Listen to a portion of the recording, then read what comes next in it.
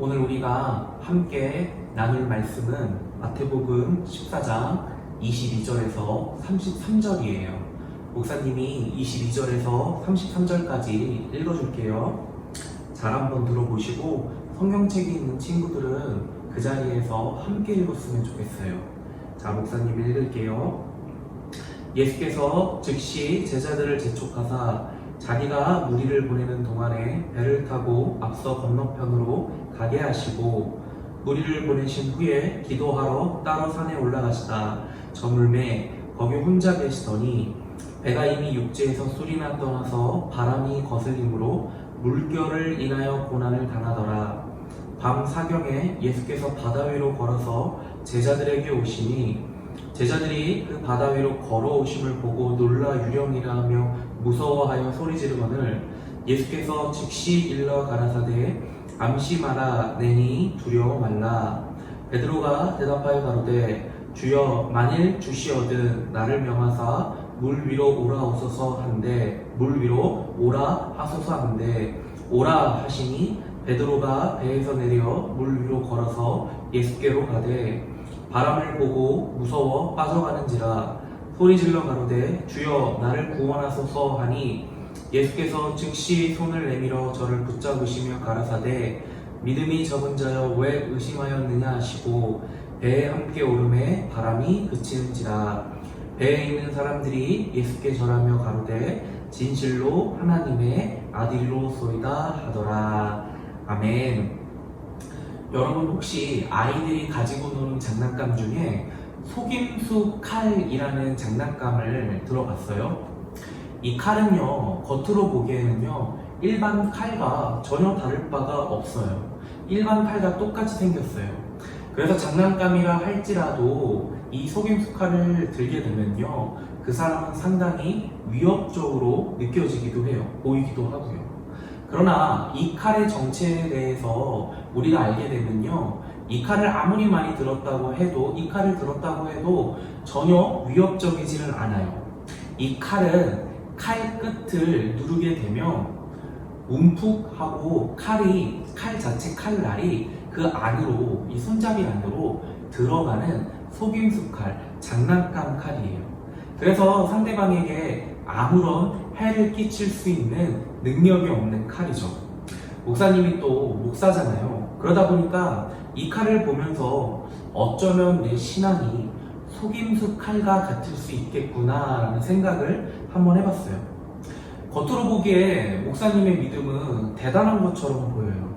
그러나 정작 어려움을 만나게 되면 아무런 능력이 없는 이 속임수 칼처럼 목사님의 믿음이 아무런 능력을 위기 앞에서 발휘하지 못한다는 거예요. 목사님만 그런가요? 여러분도 그런 부분이 있지 않나요?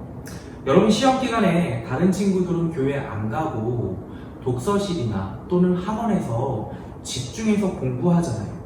그런데 여러분은 독서실이나 학원 가지 않고 지금 이 시간에도 영상을 통해서 예배하고 현장 모임을 통해서 우리가 예배할 때는 독서실이나 학원 가지 않고 현장에서 우리 함께 예배 드렸잖아요.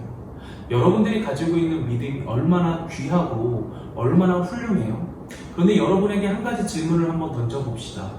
여러분들이 가지고 있는 그 믿음이요, 여러분이 위기를 만나게 됐을 때 여러분을 위기로부터 건져내는, 구원하는 그 믿음으로 여러분의 삶 가운데 작동되고 있나요? 아마 어떤 친구들은 실제로 목사님이 말한 대로 믿음으로 위기를 이겨내는 친구들도 있을 거예요. 그런데 아마 대부분의 친구들은요, 여러분 안에 있는 믿음이 위기를 극복하는 도구로 작동되지가 않는다는 거예요. 이번 중간고사를 여러분들 어떻게 보냈나요? 중간고사가 주는 부담감과 두려움 때문에 여러분 안에 이 두려움을 여러분이 믿음으로 잘 이겨냈나요? 아니잖아요. 시험을 보기도 전에 시험이 주는 압박감과 스트레스 때문에 내가 잘할 수 있을까? 자신감을 온통 잃어버렸잖아요. 시험을 보고 난 후에는 참담한 시험 결과 때문에 멘탈이 부서져서 내 인생 망했다며 소망이 없다며 자기 비하에 빠지고는 했잖아요.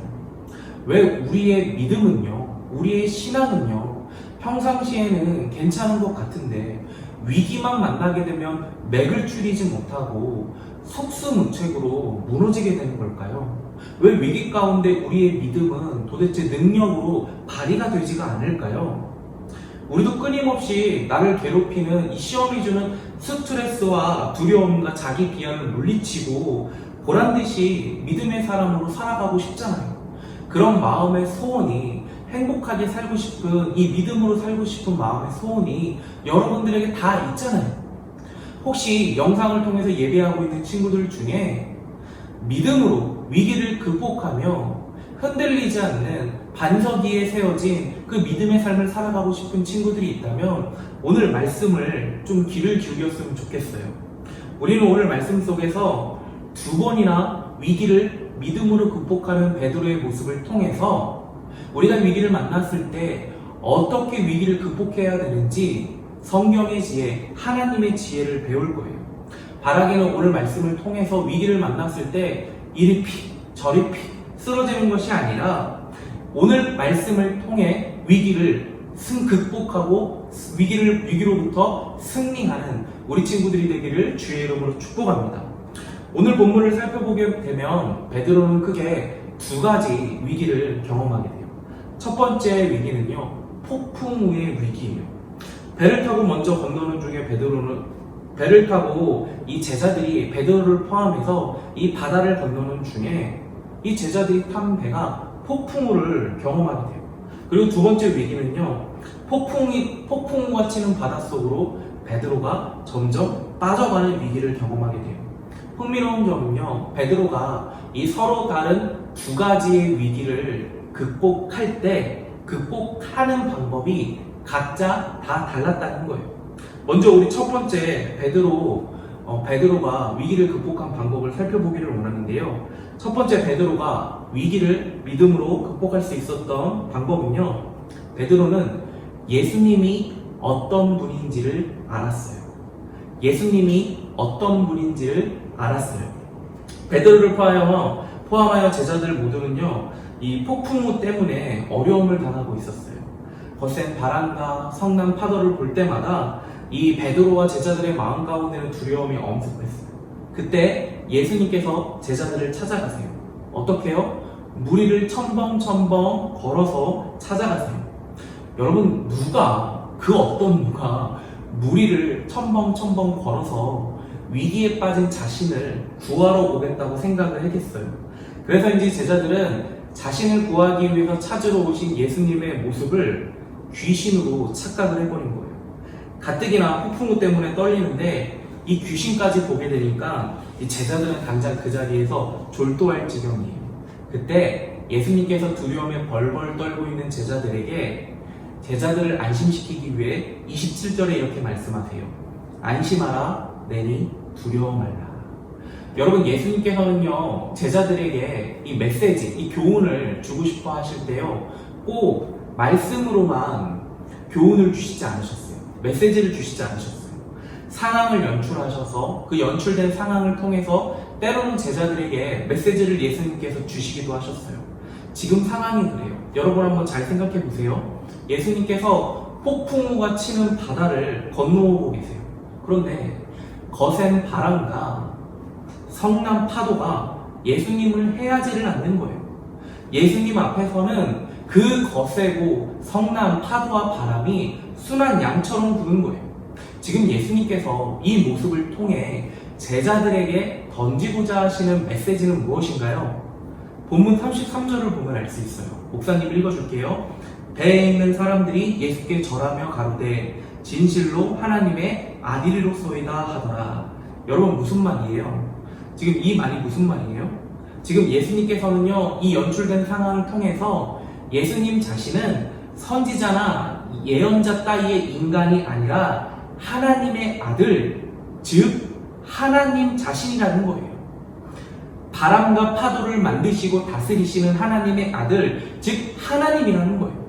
여기서 베드로는요, 예수님이 연출하신 상황을 통해서 예수님이 하나님이라는 사실을 깨닫게 돼요. 여러분, 예수님이 하나님이라는 사실을 베드로가 깨닫게 되자 예수님을 바라보는 베드로의 인식 자체가 바뀌게 됩니다. 이제 더 이상 베드로는요, 예수님을 인간으로 바라보지 않아요. 인간이 갖고 있는 물리적, 신체적 한계 속에서 예수님을 바라보지 않고 이해하지 않는다는 거예요. 그래서 베드로는요, 하나님만이 들어주실 수 있는 간청을 하나님이신 예수님께 본문 28절을 보게 되면요, 드리고 있는 것을 볼 수가 있어요. 목사님 읽어줄게요. 베드로가 대답하여 가로되 주여 만일 주시어든 나를 명하사 무리로 오라 하소서 한데 이에 예수님께서 29절에 대답하세요. 오라. 여러분, 폭풍우가 불고 있는 배 밖으로 나간다는 건요, 이건 자살 행위예요. 그럼에도 불구하고요, 베드로는 배 밖으로 나아가요. 왜요?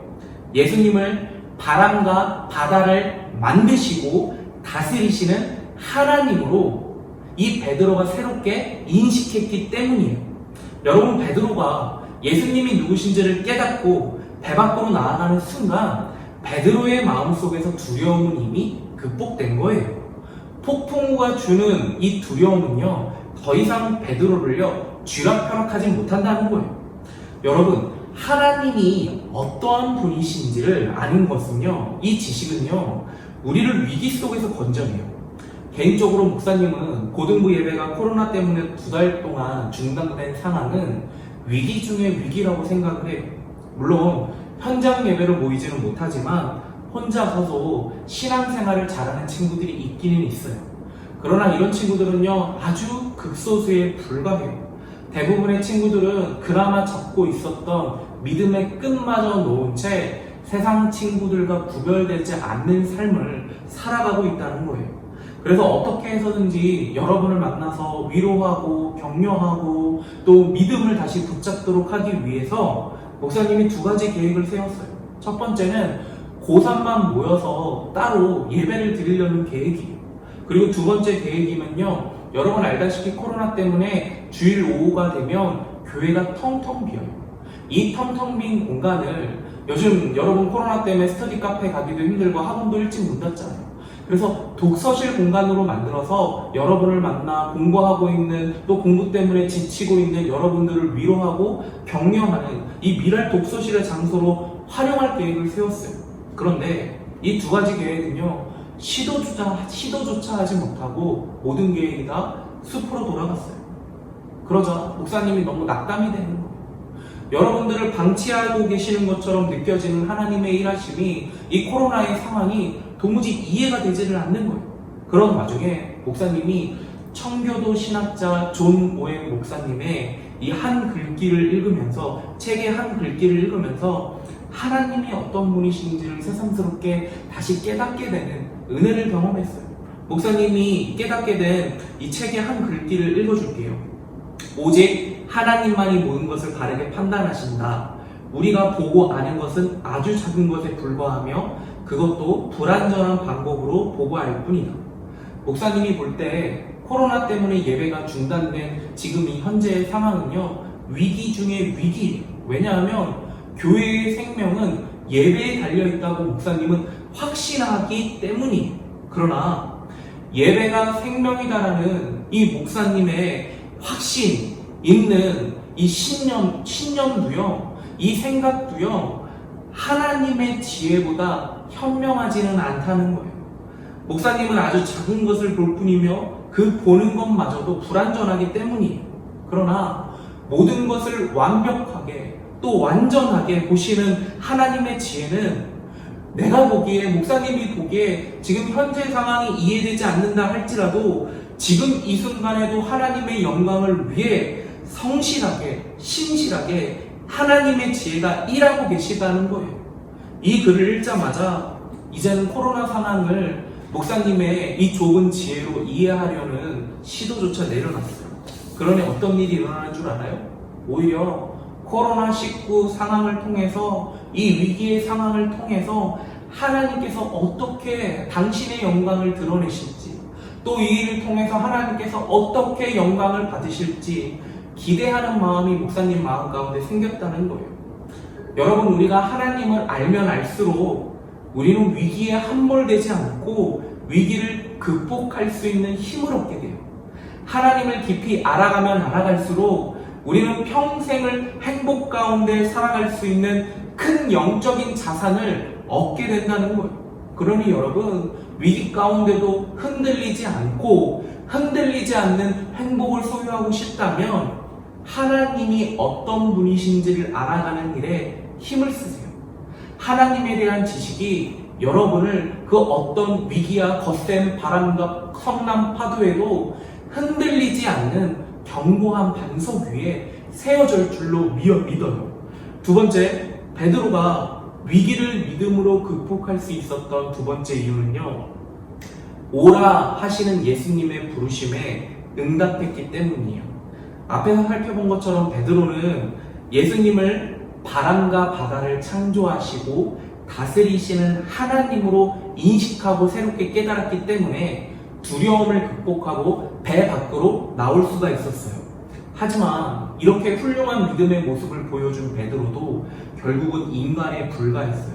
30절이에요. 목사님 읽어줄게요. 바람을 보고 무서워 빠져가는지라.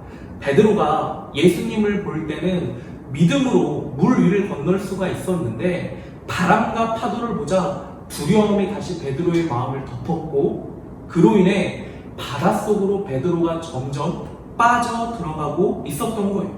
이때 베드로는 30절 후반에 이렇게 소리쳐요. 목사님 읽어줄게요. 소리질러 가로되 주여 나를 구원하소서 하니. 여러분, 이 구절을 읽으면서 목사님은 이런 생각을 한번 해봤어요.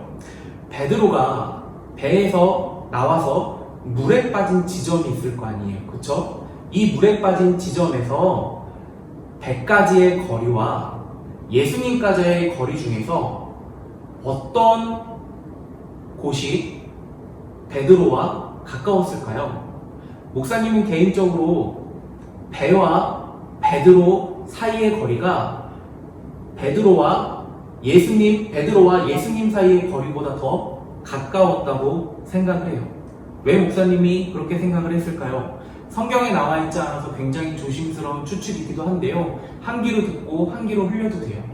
여러분, 만약에 베드로가 예수님이 있는 곳으로 점점점 가까이 갔다면 예수님이 크게 보일 거 아니에요. 그쵸? 그러면 아마 바람과 파도를 보고 두려움의 마음이 빼앗겨서 물에 빠지지 않았을 거라고 생각을 해요. 아마 목사님이 생각하기에는 처음에는 베드로는 물 위를 건넜지만 걸은 지 얼마 되지 않아서 아마 물에 빠졌을 거라고 목사님은 추측을 합니다. 그렇다면은 여기서 우리가 한 가지 흥미롭게 생각해야 될 부분이 있어요. 그게 무엇이냐면요, 베드로가 물에 빠졌을 때 지금 누구에게 도움을 청하고 있어요? 여러분, 사람은 본능적으로요, 위기의 상황에 다가오게 되면요, 물에 빠지게 되면요, 지푸라기로도 잡는 것처럼 자신의 근처에 가까이 있는 사람에게 도움을 청하기 마련이에요. 그게 물에 빠져있는 사람의 본능이에요. 그런데 지금 베드로가 누구에게 도움을 청하고 있어요? 가까이 있는 제자들에게 도움을 청하지 않고 오히려 멀리 있는 예수님께 도움을 청하고 있는 것을 볼 수가 있어요. 왜 베드로는 가까이 있는 제자들에게, 동료에게 도움을 청하지 않고 멀리 있는 제자들에게 도움을 청하는 걸까요? 목사님은 그 이유를요, 히스기야 왕에게서 발견해요. 어느 날 갑자기 이사야 선지자가 히스기야 왕을 찾아오더니 하나님의 말씀을 전해요. 왕이시여, 당신은 오래 살지 못할 것입니다. 청천벽력과 같은 소식을 들은 히스기야는요, 그 즉시 벽을 향해서 눈물을 흘리며 하나님 앞에 간절히 살려달라고 기도를 해요. 이 열왕기하 20장 3절을 살펴보게 되면요, 히스기야의 기도 내용을 살펴볼 수가 있는데요. 목사님이 읽어줄게요. 어떻게 기도했는지. 여호와여, 구하오니 내가 진실과 전심으로 주 앞에 행하며 주의 보시기에 선하게 행한 것을 기억하옵소서 하고 심히 통곡하더라. 지금 히스기야가 하나님 앞에 나와서 무엇을 근거로 자신을 살려달라고, 자신을 불쌍히 여겨달라고 지금 간구하고 있는 건가요? 맞아요. 자기가 그동안 하나님 앞에 선하게 행한 것을 기억하시고 자기를 불쌍히 여겨달라고, 자기를 살려달라고 지금 말하고 있는 거예요. 여러분, 지금 베드로도 마찬가지. 베드로가 가까이 있는 제자들에게 도움을 청하는 것이 아니라 멀리 있는 예수님께 도움을 청하는 이유는 무엇이에요? 예수님께서 오라고 하실 때 베드로가 믿음으로 그 부르심에 응답해서 배 밖으로 건넜잖아요. 지금 베드로는 예수님께 이렇게 말하고 있는 거예요. 예수님, 제가 믿음으로 오라는 예수님의 부르심에 응답해서 배 밖으로 나왔잖아요. 그 순종을 기억해 주세요. 그 부르심에 응답한 믿음을 좀 기억해 주세요. 이렇게 지금 베드로는 예수님께 말하고 있는 거예요. 여러분, 인생은요, 두 종류입니다. 하나님의 부르심에 응답하는 삶과 하나님의 부르심을 무시하며 살아가는 삶이에요. 여러분, 어떤 삶을 여러분들은 살아가고 있나요? 하나님의 부르심에 응답하는 삶의 모습은요, 다양하지만 목적은 오직 하나, 하나님의 영광이에요. 입든지 마시든지 무엇을 하든지 다 하나님의 영광을 위해 살아가는 삶이 바로 하나님의 부르심에 응답하며 살아가는 삶이라는 거예요. 반면에 하나님의 부르심을 무시하며 살아가는 삶은요, 결국 나 자신의 유익을 위해서, 나 자신을 위해서 살아가는 삶이에요. 여러분, 지금 하나님과 전혀 관계없이 내 자신의 성공, 내 자신의 만족, 내 자신의 유익만을 추구하며 여러분들이 살아가고 있다면 여러분은 지금 하나님의 부르심을 무시하면서 살아가고 있다는 거예요. 여러분, 하나님의 부르심에 응답하는 삶의 기도는요, 그렇지 않은 삶의 기도보다 위기의 순간에 힘이 있어요. 다시 여러분들에게 말씀드립니다. 하나님의 부르심에 응답하며 살아가는 자의 기도는요, 그렇지 않고 하나님의 부르심을 무시하며 살아가는 자의 기도보다요, 훨씬 힘이 있어요. 베드로를 보세요. 히스기야를 보세요. 위기를 만나자 지금 하나님 앞에 자신이 행한 선한 행실을 기억해달라고 하면서 자신을 살려달라고 호소하잖아요. 공부도 마찬가지예요. 하나님의 영광을 위해 공부하는 친구들은요, 공부를 하다가 슬럼프에 빠지면 힘있게 하나님 앞에 나아가서 기도할 수 있어요. 하나님, 제가 하나님의 영광을 위해서 기도하는 것 주님께서 전부 다 아시지 않습니까? 주님, 제 마음속에 있는 좌절과 염려는 이 도대체 어떻게 된 감정입니까? 이 부정적인 감정, 어두운 감정을 몰아내게 하시고 다시 한번 하나님의 영광을 위해 공부할 수 있게끔 제 마음속에 하나님의 평안을 회복해 주세요. 여러분, 이 기도는요, 호소력이 있어요. 이 기도는요, 하나님 앞에 힘이 있어요. 반면에 하나님의 부르심을 무시하며 자신의 유익과 만족을 위해, 자신의 성공만을 위해 살아가는 친구들의 기도는 아무런 힘이 없어요. 여러분도 기도할 때마다 느끼잖아요. 지금까지 내 마음대로 살다가 갑자기 위기를 만났을 때, 갑자기 도움이 필요할 때 하나님께 나와서 기도하려니, 도와달라고 말하려니 여러분이 기도에 힘이 있나요? 실제로 하나님의 부르심에 응답하며 살아가는 친구들의 기도는요, 하나님께서 귀하게 여기시고 그래서 즉각적으로 응답하세요. 말씀을 한번 보세요. 31절이에요. 목사님 읽어줄게요. 예수께서 즉시 손을 내밀어 저를 붙잡으시며 가라사대 믿음이 적은 자여 왜 의심하였느냐 하시고, 목사님은 개인적으로 이 구절에서 가장 핵심 키워드는 즉시라고 생각을 해요.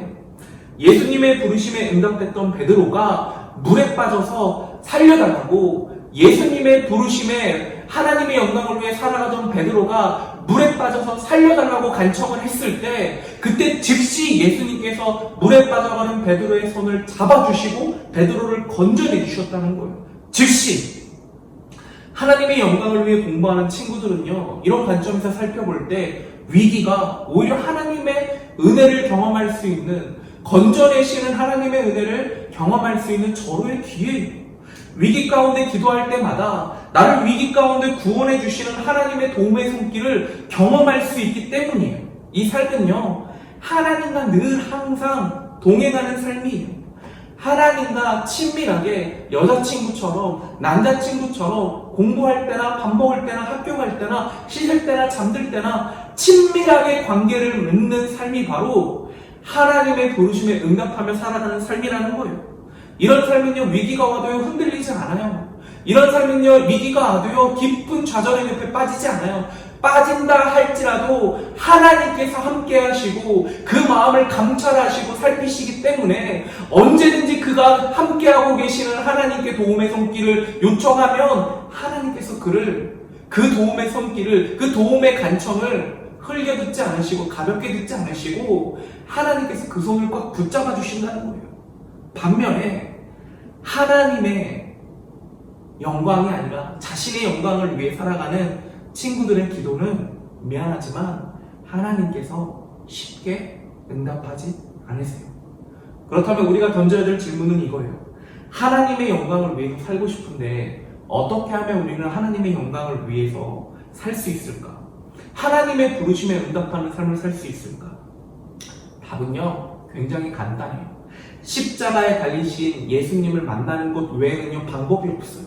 예수님을 진짜로 만나는 것 외에는 방법이 없어요. 나를 위해서 살찢고 피 흘리신 그 예수님을 진짜로 만날 때 그 도무지 이해할 수 없는 십자가의 사랑으로 내 마음을 적실 때 그때서야 비로소 내 유익과 만족과 유익을 위해 살아가는 그 삶을 벗어버리고 이제는 나를 위해 살찢고 피 흘리신 하나님이신 예수님을 위해 살아가는 삶으로 우리가 전환할 수 있다는 거예요. 하나님의 부르심에 응답하는 삶으로 우리가 살아갈 수 있다는 거예요. 그러니 여러분, 하루에 5분도 좋습니다. 3분도 좋습니다. 예수님의 십자가를 생각하세요. 날마다 예수님의 십자가 앞으로 나아가서 나를 위해 살찢고 피 흘리신 예수님의 피 묻은 발을 끌어안고 그 사랑으로, 그 보혈로 여러분들의 마음을 적시세요. 예수님이 나를 얼마나 사랑하시는지, 예수님이 나를 사랑하셔서 어떠한 일을 행하셨는지 묵상하라는 거예요.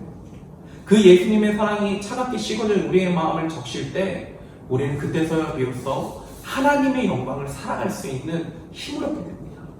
여러분, 말씀을 맺을게요.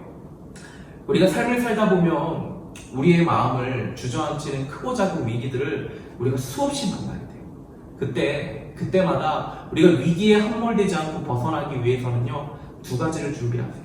첫 번째, 예수님이 어떤 분이신지 이 예수님에 대한 지식을 지금부터라도 하나하나 쌓아가세요. 이 지식이 여러분을 위기 속에서 건져낼 뿐만 아니라 위기 가운데 빠져있는 여러분의 가족, 위기 가운데 빠져있는 여러분의 친구도 건져낼 거예요. 2번째 준비해야 될 것은요, 하나님의 영광을 위해 살아가는 삶을 준비하세요. 내 유익과 내 만족과 내 영광을 위해 살아가는 것이 아니라, 공부하는 것이 아니라 오로지 철저하게 하나님의 영광을 이 땅 가운데 드러내기 위해, 하나님을 내 친구에게 소개하기 위해 공부하는 삶을 준비한다면 하나님께서 그 삶 가운데 즉각적으로 응답합니다. 즉각적으로 하나님께서 그 친구와 함께합니다. 이를 위해서요, 날마다 여러분들 십자가 앞으로 나아가셔야 돼요. 십자가 앞에 나아가셔서 피 묻은 예수 그리스도의 발을 끌어안고 그 사랑을 여러분의 마음속에 적셔야 돼요. 그때서야 비로소 우리가 하나님의 영광을 위해 살아갈 수 있는 힘을 얻게 됩니다. 바라기는 우리 모든 고등부 친구들 오늘 말씀을 통해 위기에 함몰되는 것이 아니라 오히려 위기를 하나님을 깊이 만나는 절호의 기회로 삼으시는 우리 귀한 고등부 친구들 되기를 주의 이름으로 축복합니다. 기도하겠습니다. 사랑하는 하나님, 감사합니다. 오늘 말씀을 통하여서 우리 가운데 위기가 찾아왔을 때 그 위기에 함몰되지 않고 하나님의 방법으로 위기를 극복할 수 있는 방법 2가지를 알려주시면 감사합니다. 하나님, 우리가 오늘부터라도 성경을 가까이 하기를 원합니다. 성경에 기록되어 있는 그 예수님의 모습을 통해서 예수님이 어떤 분이신지, 또 하나님이 어떤 분이신지 하나하나 지식을 쌓아가는 그 선한 일들을 내가 행하기를 원합니다. 그리하여서 위기가 찾아왔을 때 이 하나님에 대한 지식이 나를 위기로부터 건져내는 귀한 도구가 되어질 수 있도록 인도하여 주시옵소서. 하나님, 또 바라기는 내가 내 자신의 성공과 유익과 만족을 위해서 내 끊임없는 영광을 위해서 공부하는 인생이 아니라 하나님의 영광을 위해서 이 세상 가운데 어두워져서 빛이신 하나님을 알아보지 못하는 세상 사람들에게 하나님을 드러내기 위해서 공부하는 내가 되어지기를 원합니다. 그런 삶이 되어지기를 원합니다. 하나님, 내가 날마다 십자가를 생각할 때 차가운 마음으로 끝나는 것이 아니라 내 영적인 눈을 열어주셔서 십자가를 생각할 때 십자가의 사랑이 머리부터 발끝까지 내 영혼을 온전히 촉촉하게 적셔서 그 십자가의 사랑이 원인이 되어 원동력이 되어 하나님의 영광을 위하여 하나님의 부르심에 응답하는 삶으로 살아가는 우리 고등부 친구들 될 수 있도록 주님 인도하여 주시옵소서. 그 삶 가운데 함께 하시는 동행하시는 하나님의 축복을 우리 고등부 친구들이 모두 다 받아 누려서 위기가 찾아올 때마다 위기에 함몰되는 것이 아니라 좌절과 염려와 걱정과 근심의 마음을 빼앗기는 것이 아니라 하나님의 평안으로 하나님의 영광을 위하여 더욱더 힘차게 달려나아가는 우리 고등부 친구들 되어질 수 있도록 주님 인도하여 주시옵소서. 말씀의 능력이 우리 고등부 친구들의 삶 가운데 온전히 능력으로 발하여 주시옵소서. 그렇게 인도하실 하나님을 기대하오며 예수님의 이름으로 감사히 기도드립니다. 아멘. 축도함으로 예배를 마칠게요. 지금은 우리 구주 예수 그리스도의 은혜와 하나님의 말로다 표현할 수 없는 사랑과 성령님의 감화 감동, 내주교통, 역사하심이 위기를 만나 위기에 함몰되는 것이 아니라 오늘 베드로의 두 가지 모습을 통해 위기를 하나님을 만나는 절호의 기회로 삼고자 결단하고 다짐하는 우리 모든 고등부 친구들 머리 위에 이제로부터 영원토록 함께 있을지어다. 아멘. 예배 드리느라 고생했고요. 우리 친구들 한 주간도 말씀으로 승리하는 우리 고등부 친구들이 되도록 목사님과 또 선생님이 간절히 기도할게요. 우리 한 주도 화이팅입니다.